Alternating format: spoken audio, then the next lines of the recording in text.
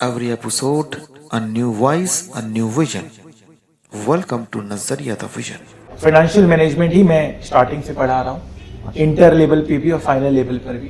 कैसे वेल्थ पे हम जोर दे सकते हैं, कैसे हम वेल्थ क्रिएट कर सकते हैं, how to deal with the stock market, yes shares, कैसे आप स्टूडेंट्स को हम डीमेट अकाउंट बोलते हैं खुलवाने के लिए, हम खुद खुलवा के देते हैं। चैप्टर है, हम म्यूचुअल फंड इन्वेस्ट करवाते हैं बच्चों को, हम SIP करवाते हैं। कोचिंग इंडस्ट्री आप इसको नाम दे रहे हैं, बट हम तो अपने आप को अभी तक टीचर ही समझते हुए आए हैं। जी, और नहीं कोच भी हैं, टीचर भी हमें हैं। अच्छा लगता है अपने आप को मोटिवेटर। टीचर बोलना, जी, कोच बोलना, मेंटर बोलना, फैकल्टी बोलना, रोल मॉडल बोलना, गाइड बोलना। आइए सुनते हैं कुछ ऐसी बातें जो सिर्फ कानों से नहीं, दिल से महसूस होती है। तो आदित्य जैन साहब, आप एक ब्रांड हैं, CA आदित्य जैन, लेकिन इसके पहले की क्या कहानी है आपकी जो लोग नहीं जानते? कहानी तो सबकी एक जैसी ही होती है, जी, और कोई भी कहानी बनने के लिए मेहनत करना पड़ता है। आई थिंक आप शायद ये पूछना चाहते हैं कि सफलता सब देखते हैं, उसके पीछे जो मेहनत है वो क्या है। जी, तो मेहनत तो बहुत लगी है, बहुत सारी किताबें पढ़नी पड़ी, फॉरेन ऑथर्स पढ़ने पड़े, और यहाँ तक कि एक वक्त था जब हमारे पास किताब खरीदने के लिए पैसे नहीं थे। आज से मैं ये 20 साल पहले की बात कर रहा हूँ। तो दिल्ली में चोर बाजार लगता था, बुक्स मिल जाती थी, मतलब बुक्स मिल जाती थी यहाँ पर, जो सड़क में पूरी किताबें लगती थी फॉरेन ऑथर्स की, तो वहाँ से हम लोग किताबें खरीदते मतलब पढ़ने का शौक आपको हमेशा ही? बहुत किताब पढ़ी, बिना पढ़े संतुष्टि नहीं मिलती। कोई भी टॉपिक पे जितना डेप्थ नॉलेज हो उतना अच्छा रहता है। और उसके बाद जब मुझे लगा कि नहीं, अब मुझे इसका अच्छा नॉलेज हो चुका है, तो स्टॉक मार्केट को लेके मैं स्टूडेंट्स को प्रैक्टिकल नॉलेज के साथ। ये CA होने के बाद की बात कर रहे हैं आप? जी, CA Okay. एग्जाम दिया, अपने रिसर्च में लग गया, रिजल्ट का भी इंतजार नहीं किया।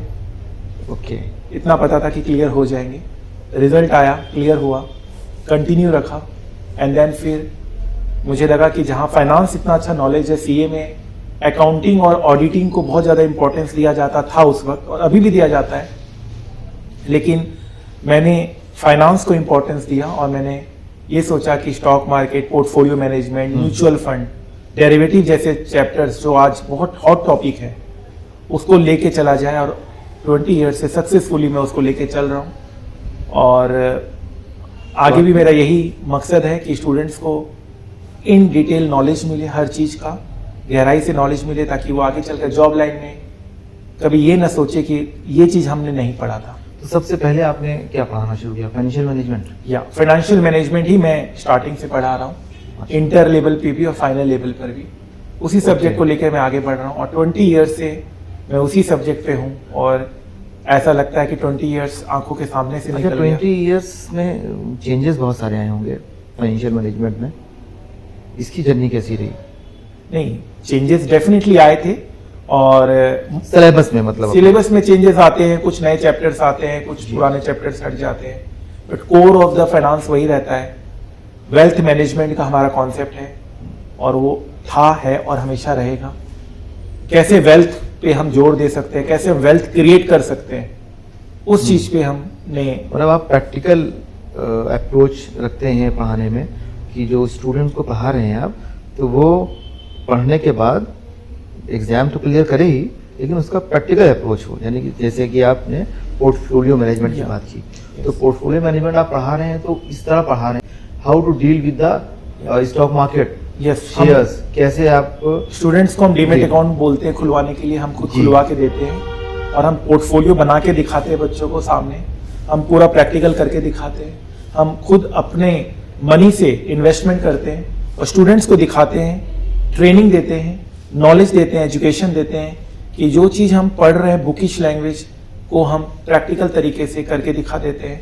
तो बच्चा एग्ज़ाम में तो बहुत अच्छा करता ही है, और मेरा रिकॉर्ड रहा है कि हमारे स्टूडेंट्स को इस सब्जेक्ट में 100 आउट ऑफ 100 मार्क्स आया है। अच्छा, 100% मार्क्स, 100% मार्क्स आए इसमें? एक, जी हाँ, 100% मार्क्स, और ये गर्व की बात है किसी भी टीचर के लिए। ऑल इंडिया रैंक 1 बहुत बार आया हमारे स्टूडेंट्स के, बट रैंक 1 में और भी सब्जेक्ट्स का रोल रहता है, लेकिन अगर एक मेरे सब्जेक्ट में अगर 100% मार्क्स आ रहा है, बहुत बड़ी बात है, तो ये बहुत ही बड़ी बात है। और ये कंट्रीब्यूशन है आपके वो रैंक होल्डिंग में सबसे बड़ा कंट्रीब्यूशन हो गया अगर 100 मिल गया उसको। तो एक तो जैसे आपने बताया कि पोर्टफोलियो मैनेजमेंट आप इस तरह पढ़ा लेते हैं, इस तरह पढ़ाते हैं, प्रैक्टिकल अप्रोच होता है उसका कि डीमैट अकाउंट भी आपने अपनी तरफ से खुलवा लिया, फिर उसके जो मार्केट की फ्लक्चुएशंस है वो ऑब्जर्व कर रहा है, उसके जो जिस कंपनीज में उसने इन्वेस्टमेंट किया है उस कंपनीज के चेंजेस आ रहे हैं और आपने उसको गाइड किया और पढ़ाया और उसकी वजह बताई, आपने एनालाइज किया होगा। अच्छा, इसके बाद और जो चैप्टर्स हैं वो कैसे आप इस तरह प्रैक्टिकल अप्रोच रख के पढ़ाते हैं? जैसे इक्विटी चैप्टर है हमारा जी, तो इक्विटी शेयर होल्डर बन के दिखाते हैं, वोटिंग पावर क्या होता है, एनुअल जनरल मीटिंग का जब इनविटेशन आता है बच्चों के पास जी, तो उनको एहसास होता है कि हमने इक्विटी इन्वेस्टर हम बने हैं और हम इक्विटी शेयर होल्डर हैं। बॉन्ड्स का हमारा चैप्टर है, डिबेंचर्स का चैप्टर है, हम बताते हैं डिबेंचर्स में कैसे इन्वेस्ट करना चाहिए। म्यूचुअल फंड का चैप्टर है, हम म्यूचुअल फंड इन्वेस्ट करवाते हैं बच्चों को, हम SIP करवाते, करते सब वही हैं, हम कोई टिप्स नहीं देते, हम कोई भी वो नहीं देते एनालाइज करते हैं फिर कि आप इस पे लगाओ या उस पे लगाओ।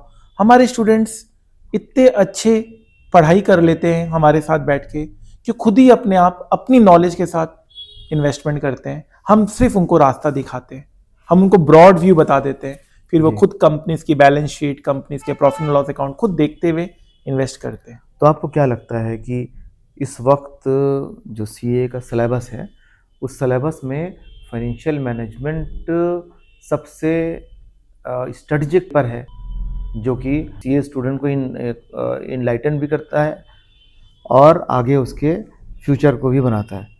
आप इस चीज का इंपॉर्टेंस देख सकते हैं, this is a paper number 2। आज 20 ईयर्स से, आई थिंक सालों साल से ये पेपर नंबर 2 रहा है। Paper number 1 no doubt accounts रहेगा, क्योंकि इंस्टीट्यूट का नाम भी ICAI है। जी, अकाउंट्स। तो अकाउंटिंग तो Base आई है थिंक वो तो ब्लड में है CA के। जी, लेकिन पेपर नंबर 2 फाइनेंशियल मैनेजमेंट का होने का मतलब ये है कि कितना इंपॉर्टेंस इसको दिया जा रहा है। अच्छा, क्या नई चीज़ जुड़ी है इस बीच फाइनेंशियल मैनेजमेंट में, और स्टूडेंट्स को क्या समझना चाहिए कि अगर उसके पास हर बार एग्जाम दे रहा है, वो कम अगेन है, अटेम्प्ट दे रहा है, तो उसको क्या ध्यान रखना चाहिए, क्या चेंजेस आ रहे हैं इसमें? देखिए, 2 चीज होता है स्टूडेंट जब भी क्लास करे या जब भी कोई कोर्स ज्वाइन करे, एक तो वो क्या पढ़ रहा है, एक तो उस पढ़ने का क्या फायदा है। जी, 2 चीज हमेशा सोचना चाहिए। जो पढ़ रहा है उस पे भी मार्क्स अच्छे आने चाहिए, ऐसा नहीं कि आ कुछ रहा है एग्जाम में पढ़ कुछ रहे हो। तो पढ़ाई सही होनी चाहिए और जो पढ़ रहे हो उसका फ्यूचर में भी यूज हो सके। तो दोनों चीजों को पैरेलली लेके चलना चाहिए, तभी आई थिंक एक ओवरऑल बच्चा सफल हो पाएगा। नहीं तो शायद पढ़ाई कर ले, जॉब नहीं लगे, जी, या जॉब लग जाए लेकिन डिग्री नहीं है हाथ में। तो दोनों ही केस सही नहीं है, दोनों को साथ साथ लेके चलना पड़ेगा। डिग्री भी चाहिए और नॉलेज भी चाहिए। आज हर बच्चे को ये सोच समझ के आगे बढ़ना है कि डिग्री के साथ नॉलेज भी इंपॉर्टेंट है, नॉलेज के साथ डिग्री भी इंपॉर्टेंट है। दोनों एक दूसरे को कॉम्प्लीमेंट कर रहे हैं, जी, कोई दूसरे के अगेंस्ट नहीं खड़ा है। अगर डिग्री मिल जाए और जॉब नहीं मिले कोई मतलब तो कोई नहीं है। मतलब नहीं है। जी, और जॉब बिना डिग्री के भी मतलब नहीं, क्योंकि वहां उतनी आपकी इंपॉर्टेंस नहीं बनेगी। आप जब CA बन के जाएंगे मार्केट में तो आपकी अलग एक इंपॉर्टेंस रहेगी।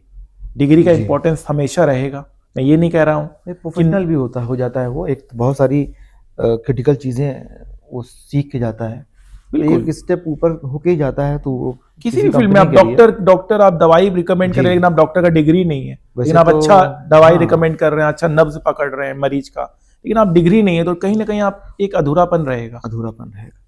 तो स्टूडेंट्स जो आपके क्लासेस में होते हैं, फ्रंट बेंचर्स होते हैं, बैक बेंचर्स होते हैं, तो इन सबों में क्या फ़र्क देखते हैं आप? कुछ कॉन्फिडेंस की कमी या ज़्यादती देखते हैं, या हार्डवर्क ज़्यादा करते हैं, कोई कम करते हैं, आइडेंटिफाई कर लेते हैं? नहीं, आजकल तो खैर ऑनलाइन क्लासेस हो गया है जी, 99% ऑनलाइन क्लासेस ही है। जी, ठीक है ना।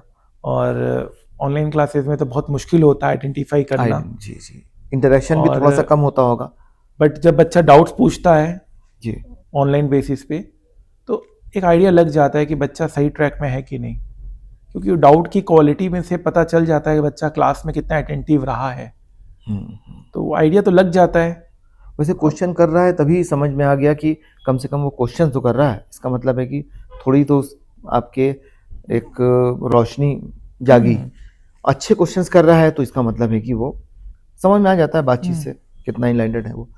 अच्छा, तो जो कोचिंग इंडस्ट्री है, कोचिंग इंडस्ट्री के अगेंस्ट भी बड़ा प्रोपेगेंडा होता है, इसे किस तरह आप देखते हैं?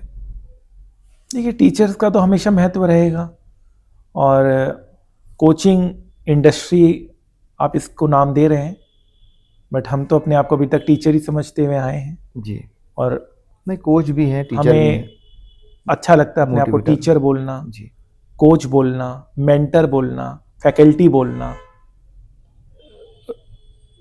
रोल मॉडल बोलना, गाइड बोलना, कोई भी नाम आप दे सकते हैं। हम तो बस रास्ता दिखाते हैं, बच्चों को सही रास्ता दिखाते हैं, और बस यही चीज़ लेके चल रहे हैं। बाकी तो इंडस्ट्री का नाम आप दे रहे हैं, अच्छी बात है, और अच्छा होना भी चाहिए, अच्छे अच्छे टीचर्स आने भी चाहिए, क्योंकि हाँ इंडस्ट्री तो एक सही कह ही सकते हैं आप। रोल जी, मॉडल मिलना भी बहुत बड़ी बात होती है कि स्टूडेंट्स के लाइफ में। फिर मिलेंगे एक नए मेहमान के साथ, एक नए नज़रिए के साथ। तब तक ख्याल रखिए।